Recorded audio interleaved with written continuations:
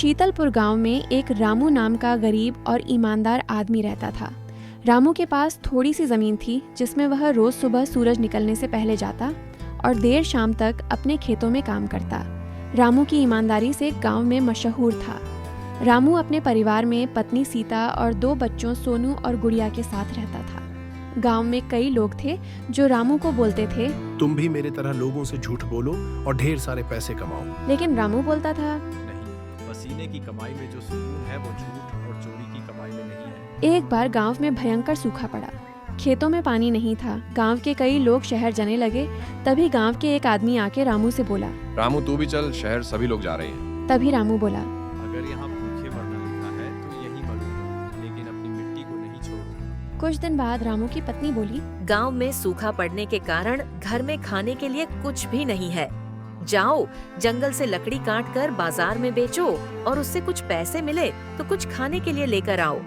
बच्चों की हालत बहुत खराब हो गई है। ठीक है, जंगल जाता हूँ और लकड़ी काट कर बाजार जाऊंगा और बेचूंगा, जिससे थोड़ी बहुत पैसे मिलेंगे तो खाने के लिए ले आऊंगा। यह बोलकर रामू लकड़ी काटने के लिए जंगल की ओर जाने लगा।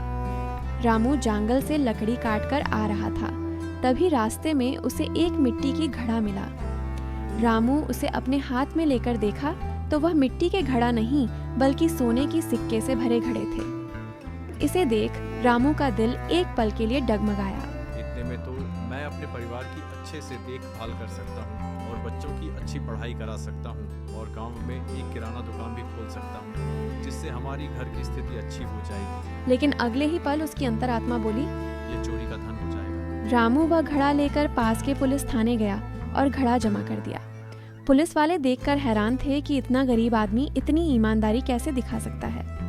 उन्होंने रामू से पूछा, तुम इतने गरीब हो फिर भी ये घड़ा अपने घर नहीं ले गए क्यों? रामू ने मुस्कुराकर कहा, गरीबी मेरी मजबूरी है, लेकिन बेईमानी मेरी फितरत है। यह बात लोगों ने जाना तो एक दिन गांव के मुखिया राहुल सिंह रामू के घर गए और रामू से बोला, रामू, तुमने जो ईमानदारी दिखाई है इससे हमारे गांव का नाम पूरे देश में लिया जाएगा। आज से तुम्हारे लिए एक किराना दुकान खुलवा दूंगा और तुम्हारे बच्चों की अच्छी पढ़ाई करने की जिम्मेदारी भी लेता हूँ। कुछ दिन बाद बच्चे ने पढ़ाई पूरी की और सोनू पुलिस बन गया और गुड़िया शिक्षिका बन गई और रामू का गरीबी दूर हो गया। दोस्तों, गरीबी कोई शर्म की बात नहीं है, लेकिन बेईमानी शर्म की बात जरूर है। अगर इंसान सच्चे दिल से मेहनत करता है और ईमानदारी से जीता है तो एक दिन उसका जीवन जरूर संवरता है।